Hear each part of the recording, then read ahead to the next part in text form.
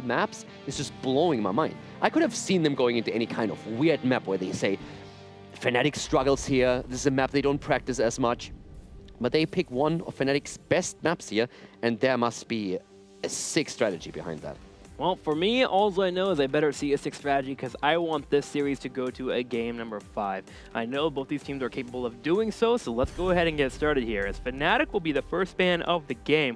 Remember, they are up 2-0. If they get a victory here, they walk away with the series win. Now, what are FNATIC's weapons on this map? Globals. It's all about the globals for them normally. We've seen Brightwing on this map, we've seen a lot of Illidan for the Hunt and his pseudo-global. We are seeing Dehaka, we're seeing Falstad. And Dignitas, they played a lot with Illidan, which is why FNATIC currently bans him out, since Xaylia is very comfortable with an Illidan pick. And if you remember the series that Dignitas just played against the good guys, one of the things they did is play around the opponent with Illidan as a pseudo-global. Don't engage into fights, you don't have to. Fight a 4 versus 5 for a little bit, just dodging, bob and weave, and let Illidan do his thing on and off lane, and then when you see an opening, he comes in and you try to get a kill with him. So FNATIC bans him out right away, and Dignitas gets rid of Genji, but that still leaves us with Dehaka, with potentially even ETC for a stage dive, in theory, and also, of course, Brightwing. So there's still a few heroes around that the two teams can pick up when it comes to global play. Now the question is, FNATIC, are they comfortable enough in their type of play style here to go ahead and move into the Dehaka and maybe to set up for the global play, or do they want to maybe mess with Dig a little bit here? Typically, if you're facing off against Dig, I wouldn't mind grabbing an Uther right away and see if you can mess him up here, but a Nubrak would still be up. I already like that FNATIC is currently just sitting there and really thinking through the options, because they must be feeling a bit weird about this too. They might be saying, what's happening here? They bring us on Sky. Tacita Tracer, all right. Dignitas saying, right. This is also interesting because what Dignitas just did, they snap picked. So they said, we are going to not use our time pool so that you are forced to make a decision quicker. But FNATIC has thought this really through. So they go into the Dehaka first of all, and when they see the opponent's pick, they're saying, doesn't change anything for us. Auriel, Uther, let's go for it. And just on a side note, so far, this is the Chen draft they used on Sky Temple at the mid-season brawl. That's what I was going to mention here. Just saying. This is the Chen draft that we saw in the past. Secondly, FNATIC has also mentioned publicly that while they can play double support, they don't prefer to run it. They don't think it's as strong as people have mentioned, but they do think there are certain scenarios where it is very powerful. So for them to go into Auriel and Uther means they have a game plan and an understanding of what they want to do on Sky Temple, which is scaring me here. The Vala ban from Dignitas right away. I don't really think that's going to matter. You can still go into Auriel easily. So in case that you're not familiar with it, I cannot see this draft coming into play here because the two teams already faced off on this map against each other at the mid-season brawl with that draft. But what FNATIC did when they were trying to just cheese out Dignitas a bit, they surprised Dignitas with the draft. And that draft was very clean-cut. You had Dehaka to soak 2 lanes, and they actually went into Auriel and Uther with a Vala plus a Chen. Chen was soaking the ammunition at the structures, and with the help of the double support, Vala and Chen were kept alive, and the two of them just simply went through structures. FNATIC sacrificed some experience in minion waves and instead took experience through taking down structures, took a very, very early boss around level 9, level 10, and tried to end the game with it. A lot of teams have tried to copy the strategy since then, but teams, once that they saw it, know a little bit more what's headed their way so they can react better to it. Dignitas is now faced with the opening that FNATIC used with this draft, but of course it's also Dignitas that FNATIC used it against. So I'm not quite sure if we're going to see the exact draft, but a lot of the thought process that we had in this is still active in the draft that we're currently seeing. And that's what's scary here, is it could all just be an elaborate mind game. Dignitas has to think about what possibly happened at the mid-season brawl and what is known here in Europe to be played, and figure out if they want to make sure to draft for that, but then suddenly FNATIC can just spin and go a different direction. Yeah. Murd and a Brightwing are going to be the pickup for Dig. That already helps. So as I said, I can't really see the Chen coming into play here again, and the two heroes that we've now seen. It would be cheeky if it did. You can't. Not against the same team on the same map with the same draft and the same strategy. That's not happening. So, I know I'm not the best player in the world, but if I was a drafter and I'm 2 up over my opponents and I'm like, do we want to set a statement? Okay, but wait. The statement against a Muradin with Skullcracker and a Stormbolt and Brightwing with a Polymorph? Sometimes you just want to go in, man. Sometimes you just want to be like, you know what? Okay, production, can we please stop giving him coffee? It's obviously messing with him, so... I'm just saying, man. Statements are a powerful thing. Yeah. Can we at least change the beans a little bit, like non-caffeine? Can we go down to a 7 on the espresso? No more 10s to get the day started. All right, well, let's see what FNATIC's going to pick up here for the 4th and pick. Obviously, you need a battery here. You need maybe Lenara or Gul'dan to pick up, so we know that's coming in. It's a question mark of the 5th pick coming in for FNATIC. What will it be? It's going to be Cassia and Varian. So basically, Chen. Is that so? Is that so? Yeah. Okay. On the opposing side, so you have your Brightwing, you have your Muradin. Are we gonna? I can't wait to see the triple variant being taken on level 10. By the way, the Twin Blades. Let's go. No, that's not the same thing. Do we just get Li Ming here? First of all, I'm actually scared what FNATIC has.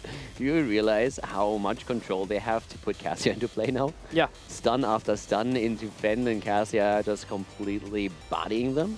They have a lot of control here. Luckily, Brightwing with Cleanse will be able to help out slightly, but still, Varian with that trade-off on cooldowns that we see so often. Ooh, they're coming with their own stuns. The drag here from Dehaka. Also, Tracer's going to have a rough time against the Cassia to dish out the damage here. Pulse Bomb does all right, but still with Uther just bringing out the heal, yeah, you're right, it will be I mean, the Pulse Bomb does, but with your auto attacks, you are in a bit of a weird spot. What if you just don't hit the Cassia and kill Ariel? Yeah, well, good luck with that with the Uther next to her. I'm trying to help here, okay? I know Dignitas is down 0-2, but let's give them a little bit of credit. They got something, I believe. Oh yeah, I mean, Xaylia, don't get me wrong, Xaylia and Tracer is amazing. I will never, a few of you might have heard that little story already, but I will never forget when Xaylia in Katowice, when we were at the Western Clash at the beginning of the year, was the first time I think that it was an offline event, big one. Yep. And I talked to him after a game they played, and he played Tracer in the game, and they won. And then afterwards, I just asked him and said, like, so how you like your first event? How is it to be playing on the stage? And his eyes started just lighting up, and he's like, Caldo, I have no ping. There's 0 ping. Do you know what I can do with Tracer here? So since then, every time that they played in at that event, Tracer was banned out against him immediately. But he was such a happy panda. He looked like one of the head oil trolls immediately there. That's when I actually started to associate that picture with him. But just that joy in his eyes when he could play Tracer. So I expect big things from him on the Tracer. It's an amazing hero for him.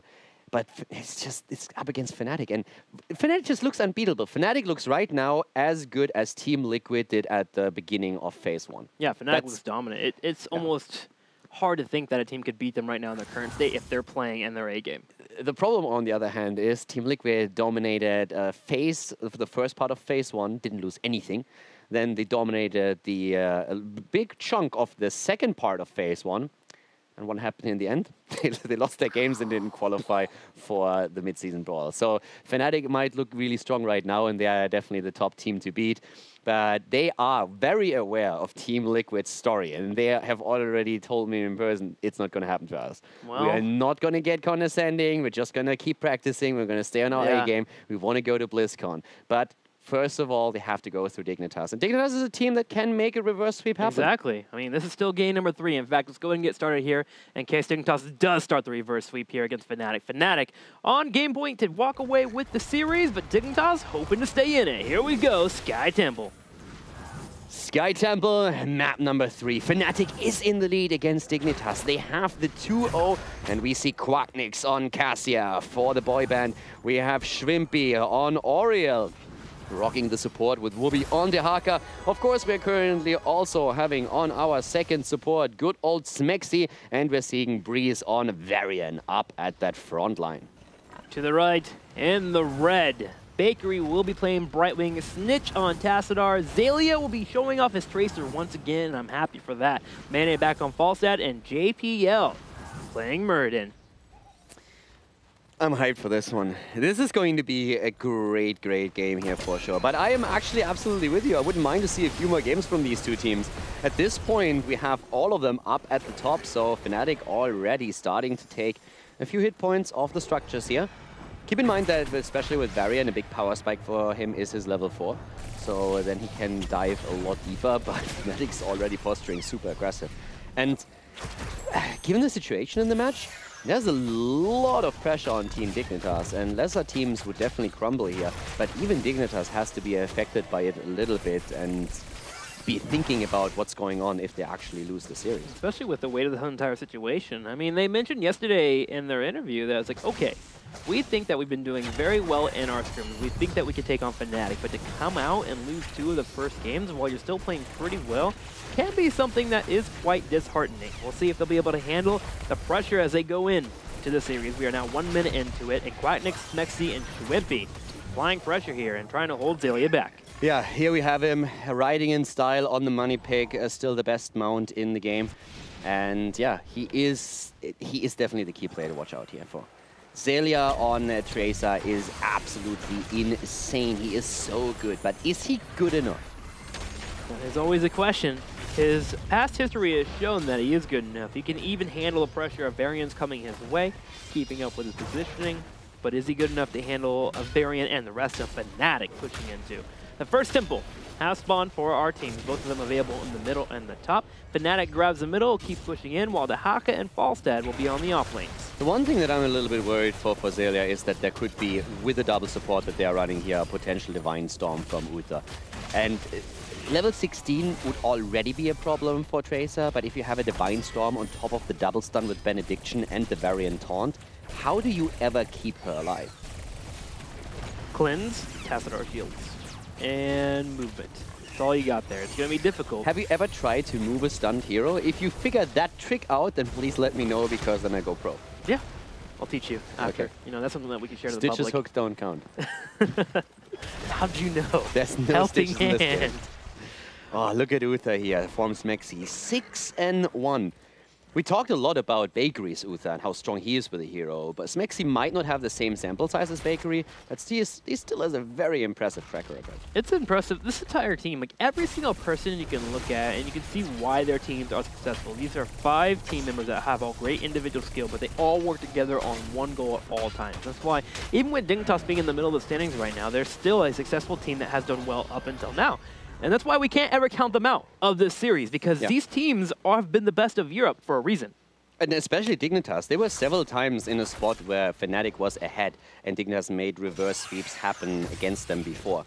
One of the most devastating losses that FNATIC ever received against Dignitas was at the DreamHack Valencia, and that was last year in the summer. And FNATIC looked like the clear winner of the grand final, and all of a sudden Dignitas just took victory after victory and forced them into submission. So this is something that FNATIC very clearly remembers as well. They are not going to yield an inch here. They will not be condescending and saying like, yeah, we got this easy, because they know that Dignitas is capable of this. But right now, again, Xaylia zipping around. The stun's already on cooldown as we have Dignitas moving in. The Haka, on the other hand, at the top lane. It's a 5 versus 4 in favor of Dignitas, and they did not get the kill, committing a lot of resources to the gank towards the bot lane. Yes, that was 5 members in the bottom for Dignitas, and it goes back to your point that you brought up in draft. How do you kill Cassia when you have a Tracer available? And Tracer moved in, didn't really apply much, so they focused down the Uther. The problem is, Uther was busting out the heals with Oriole in the background helping out. Even with a polymorph, Uther didn't fall below half health.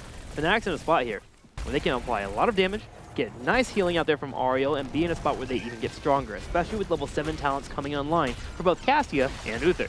Yeah, so the big problem with Cassia here, of course, again, if you're a little bit newer to the game, is that her trade, Avoidance, just gives her 65 physical armor when she's moving, while not being mounted. So as long as Cassia just keeps moving as Tracer tries to auto-attack her, she's going to receive very little damage. So you have to have the mechanics, of course, of Quacknix to really make those stutter steps work, to make sure that you get your auto attacks in while you're moving, but you can negate a lot of the pressure that Tracer has towards you. So this makes it very difficult to take her down. At the same time, the lockdown against Tracer is needed to bring Cassia's damage online and also help the rest of the team, of course, to drop her here. But this is FNATIC with a very calculated draft against Dignitas' picks. Dignitas right now working on getting towards level 9. Seeming like they're going to go ahead and just give up this temple on the bottom and allow FNATIC to control it. JPL is on the side, should be able to jump out. JPL does get away here.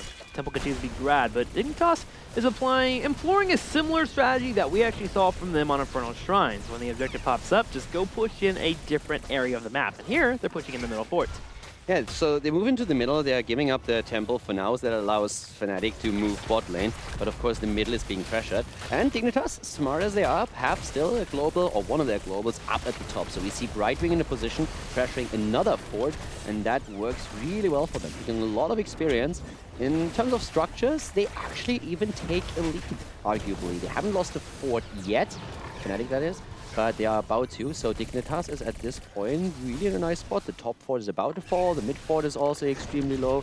Level 10 hits a little bit faster for FNATIC, and they already try to capitalize on that advantage by moving into a boss. Smallest of windows, but still moving for the boss. As the window seems to be open up enough here, as Right Wing will finally get that fort in the top and give Dignitas their own 10.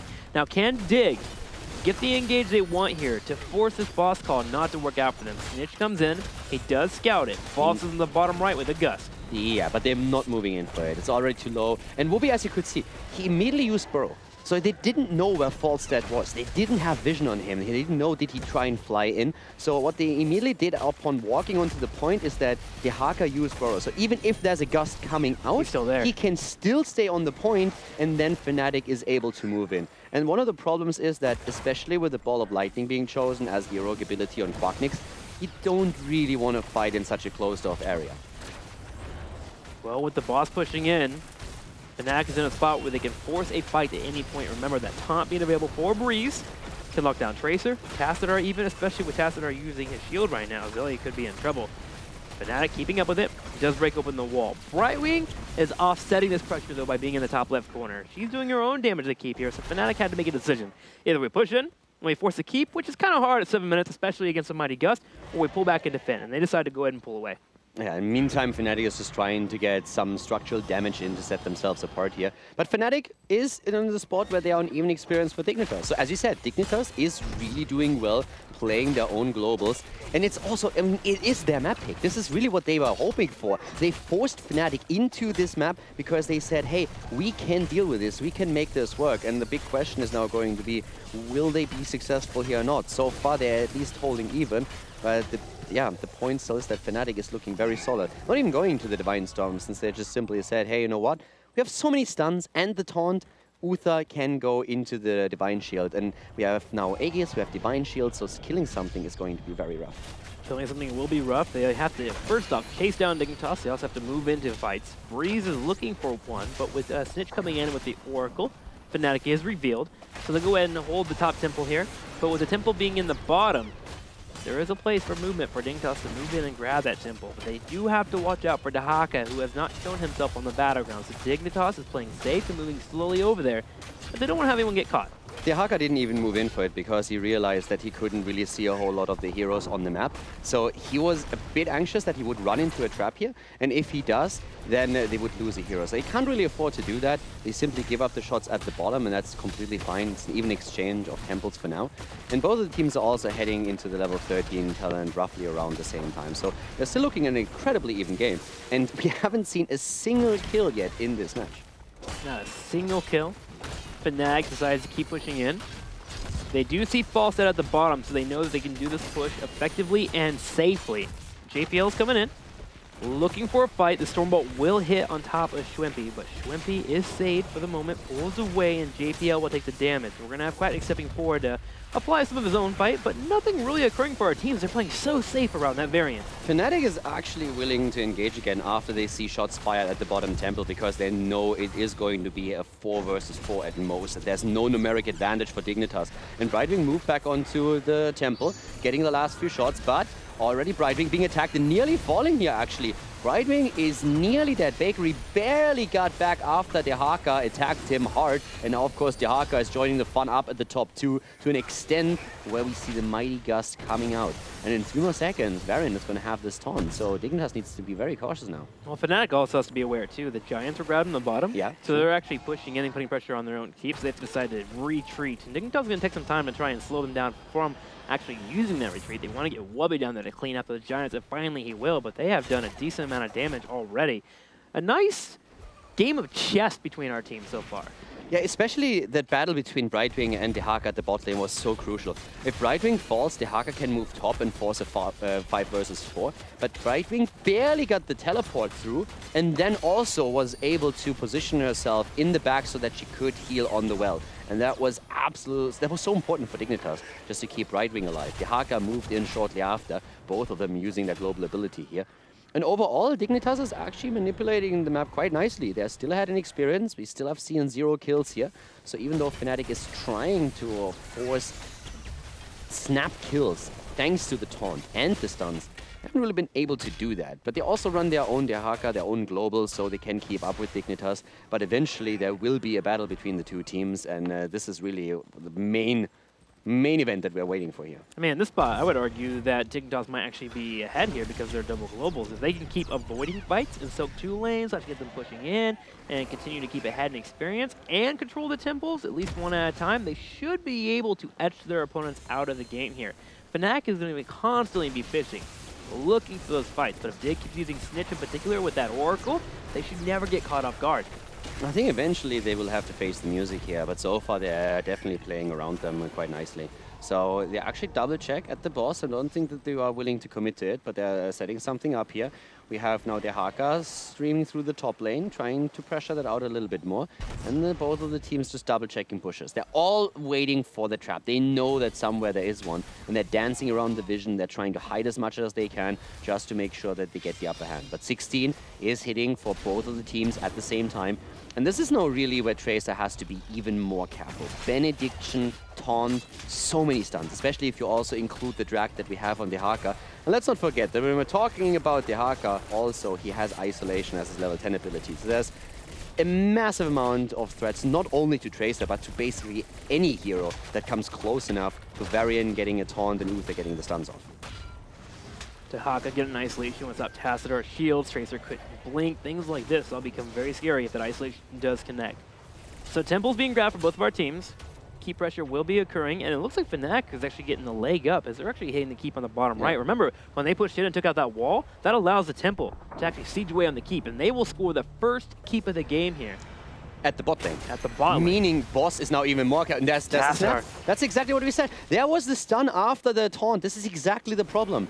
We have a couple of tools that Dignitas can use with the Brightwing, Emerald Wind, and the Falset Mighty Gust. The problem is you trade cooldowns in a really bad way since we only have a 16-second cooldown on the taunt. So that's always a trade up for FNATIC. And after they get that snap kill, they go for Tacit. And we just talked about the boss that we have seen here now can move through the bot lane towards the core. They need to go for it. Dehaka will burrow again as we see the Gust. Yep, there's the burrow, and they hold the point. Wubby with the burrow. They turn around here. The point continues to be held. Divine Shield will be used. Fighting steps forward. Still with Tank standing on top of the point. FNATIC is here to stand, and they'll continue to control it. JPL, the main focus here, will be taking on a 5v1, but eventually has to jump out. But we're going to see Breeze charging him down. Breeze going in, 2 seconds on the taunt. Dignitas felt forced into the fight. It's a 4 versus 5, but they felt they had to take the battle because they know the boss will go for the core directly, and they were afraid of FNATIC ending the game with it. Now, of course, they have the staggered deaths here. Another 20 seconds until Tracer is back and FNATIC starts moving in. They're going for the taunt, they drag, they kill. Tacit is down. Tacit being down makes it a little bit harder for Tracer to be effective. Tracer will be here in 10 seconds to come in for the fight, but already the boss starts to hit the core. JPL taking damage here from the opponents here as Quagness keeps bringing out the fight, and finally the core shield begins to fall. Core shields are falling here, and all of a sudden, even with the Gust, it doesn't look as if Dignitas can defend. They are losing Tracer again, and FNATIC already leading in the series with a 2-0. Move in, drop the core down to 30. Muradin falls and loses his life as FNATIC closes out the series with a 3-0 against Team Dignitas. FNATIC coming out here and keeping up the victories. They take on Dignitas, and Dignitas now, who are in the driver's seats. If they could have earned a victory over FNATIC, could have still had a chance to go to the Western Clash, but now they'll be looking towards other matches to have that chance. Yeah, that is, for Dignitas, a massive blow. Dignitas' chances of going to the Western Clash just took a massive dive. And now the 3 teams that have the best chances fighting for the last 2 spots are Tricked Esports, Team Liquid, and Team Expert. There's still a lot of dynamic happening between the 3 of them. I was talking about the situation between Liquid and Expert earlier, but Tricked, for example, still has a very good shot at making it to the Western Clash. They would have to beat Dignitas, but still, the situation right now is crazy. Dignitas has to hope for a major upset to happen to either Expert or Team Liquid, or they won't be in Kiev. And you can stick around for those upsets. Zell to be facing off against Team Liquid next after we get done with the interview, of course, here in the commercial break, and we'll be going straight into that matchup. Now, FNATIC continues to be undefeated, and their goal that they have set, they are very rock solid for that goal. They want to go to BlizzCon 2017, and so far right now, they have yet to blink an eye at any opponent coming their way. And as you just said, our next series is going to be Zealots versus Team Liquid. And if Team Liquid defeats Zealots, it would mean no matter what happens on the last play day, Liquid will be ahead of Dignitas. That's a given. Even if they end up on the same match score, it doesn't matter, since Liquid, in the direct comparison against Dignitas, was able to secure a victory. So if they now win against Zealots, they are qualified for the Western Clash. Which is going to be an awesome moment for them. I know they really were kind of kicking themselves in the rear with the mid-season brawl. I have to correct myself. There is still a chance that Trick takes over the position if Team Liquid wins against Zealots now, but loses against Expert. So there's still a bit dynamic between the other three teams, but the one thing that would definitely be true is if Liquid beats the Zealots, then they are ahead of Dignitas, so they would always be 1 point ahead of them, and therefore the only thing that could save Dignitas is the good guys winning over Expert. Running a tight line between all of our teams. Now we have Schwimpy here and available from FNATIC to go ahead and talk about the series. Schwimpy, thank you for joining us. How are you doing, man? You guys are currently still undefeated. Yeah, we're doing pretty good, I guess. It feels good to beat Dignitas, especially 3-0. Well, coming out against Dignitas and winning with a 3-0 is a pretty big statement from you guys. You're obviously moving forward, wanting to go to the Western Clash, but obviously you've mentioned your overall goal is BlizzCon. But how important was it for you guys to kind of knock down Dignitas a peg? Were you guys hoping that someone else could come with you guys to the Western Clash, or were you just here to get a victory? Personally, I really want Trick Esports to go to the Clash, since I'm a longtime friend with Make, and so is Mexi as well. Played in another game together, so that would be fun. But other than that, like, you kind of get to know the guys in Dignitas, and I'm pretty sad that they're most likely not qualifying, because some of them or all of them are really good friends. So it's a mix, honestly. Awesome. Well, over to Caldor. Well, first of all, congratulations. And I still have a few questions about the last game in particular. Were you guys surprised when they brought you to Sky Temple, when they actually opted out of the first pick to bring you to the map where you defeated them twice at the mid-season brawl? I'm not really sure. Like, I guess we were a little bit surprised that they actually chose the map, because every team chooses first pick every time. So I guess that was a surprise, but especially Sky Temple, not really surprised that they chose it. Did you expect the Tracer and Tassada to come out? Once that was locked in, you guys immediately snap-picked your own heroes. Was that something that you expected from Team Dignitas? So either we were going to take it ourselves in the second rotation, or we locked the double support versus it. So we were prepared. It wasn't really surprising, but maybe a little bit. All right, thank you very much.